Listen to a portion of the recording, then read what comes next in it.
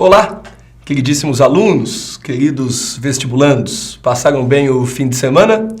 Bom, se depender aí da prova de História, tenho certeza que sim. Eu sou o Duíque, da equipe de História aqui do curso Colégio CPV. Estou aqui para bater um papinho e discutir com vocês rapidamente a respeito da prova da GV Economia, deste domingo. Uma boa prova, bastante abrangente, até pelo bom número de questões, cobrando em História Geral, Antiga, Medieval, Moderna e Contemporânea, e em História do Brasil, Colônia, Império e República, Todos os grandes períodos foram aí abordados, Na prova de História Geral, ênfase aí às questões a respeito das revoluções burguesas, tanto na Inglaterra quanto na França, Um comentáriozinho que é válido a presença já tradicional de questões a respeito da história da América, no caso pré-colombiana e período das ditaduras, e uma questãozinha a respeito de história da África, que é um tema que vem pintando nos principais vestibulares, até mesmo porque está aí inserido dentro do conteúdo de ensino médio. Questãozinha, inclusive, que não era exatamente muito difícil para o aluno que tivesse um bom conhecimento a respeito de história do Brasil e de história geral, Vamos dar uma olhadinha, então, em algumas questões sobre as quais eu gostaria de falar um pouquinho. A primeira delas, a de número 46, sobre Grécia, Questão onde a interpretação de texto deveria ser somada ao conteúdo. O aluno deveria perceber que o texto se refere à construção da democracia dentro da cidade de Atenas, Olha lá, a participação de mais indivíduos no poder e a divisão da cidade em demos, fazem referência a esse processo, que é capitaneado por Clístenes, famoso pai da democracia, Logo, na sequência, temos aquela questãozinha sobre África que eu mencionei, onde o texto se refere à passagem da escravidão de uma forma de relação e dependência pessoal, tradicional nas sociedades africanas e, portanto, relativamente harmônica,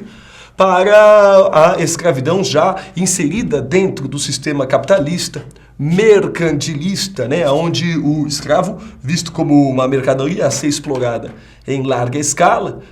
vai aí mudar a realidade social africana, mudar aí a dinâmica dessas civilizações africanas, incentivando conflitos e incentivando aí a disputa e o atrito entre grupos africanos,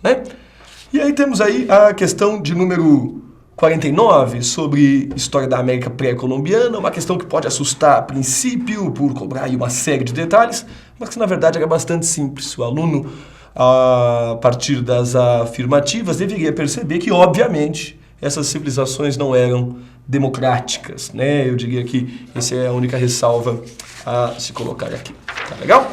Seguindo adiante, temos aí a questãozinha de número 50, na opinião aqui da nossa equipe, a questão mais difícil na prova de História Geral, por cobrar um conhecimento específico a respeito de um tema realmente de enorme importância, mas um conhecimento específico, O que eram os niveladores a favor do voto universal,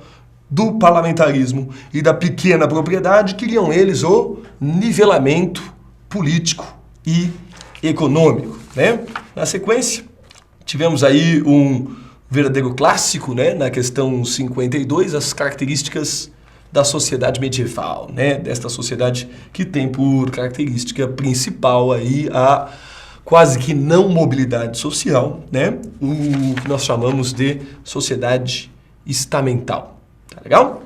Outra questãozinha que merece menção, ou duas questõezinhas que ainda merecem menção, a de 55, que é realmente uma tendência dentro dos bons vestibulares, a comparação entre documentos e entre versões, Temos aí dois documentos sobre a Guerra do Paraguai, um colocando a guerra como relacionada principalmente ao imperialismo britânico na América do Sul, e outro colocando a guerra aí relacionada principalmente aos conflitos entre os países platinos, A questão regional, A questão muito mais de texto do que de conteúdo, Uma questão muito bacana, tá? E, por último, é interessante dar uma olhadinha aí na questão de número 56, que fala do New Deal do Franklin Delano Roosevelt. A resposta, inclusive, estava relacionada a uma das principais medidas efetivadas pelo New Deal de Franklin Delano Roosevelt, né, que foi a distribuição de renda e geração de emprego, né, pelo Estado, principalmente através de grandes obras públicas, né?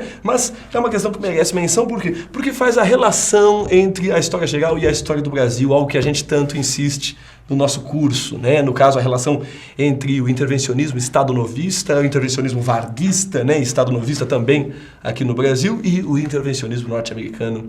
do Roosevelt, né? Pois bem, por quanto é isso aí, tchau, tchau e boa sorte.